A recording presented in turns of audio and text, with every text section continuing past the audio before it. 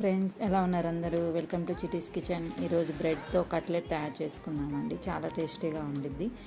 బ్రెడ్ని ఇలా తీసుకొని sides cut చేసేసుకోవాలండి. బ్రౌన్ పార్ట్ని చేసుకొని ఇట్లా మనం హ్యాండ్తోనే మ్యాష్ చేసేసుకోవచ్చండి.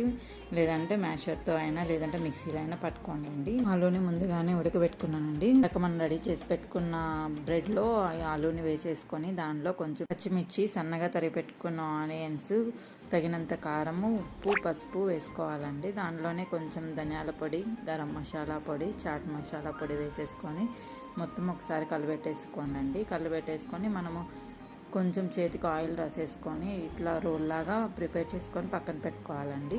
వీటిని బ్రెడ్ క్రమ్స్లో ముంచేసి పక్కన పెట్టేసుకోవాలండి. ఒక ప్లేట్లో పక్కన పెట్టేసుకొని ఆయిల్ బాగా హీట్ అయినాక ఆయిల్లో వేసేసుకోవాలి. గోల్డెన్ బ్రౌన్ వచ్చేలాగా ఫ్రై చేసుకొని పక్కన పెట్టేసుకోండి. అంతే అండి, టేస్టీగా ఉండే బ్రెడ్ కట్లెట్ రెడీ అయిపోయింది. ట్రై చేసి ఎలా వచ్చిందో చెప్పండి. Thanks for watching.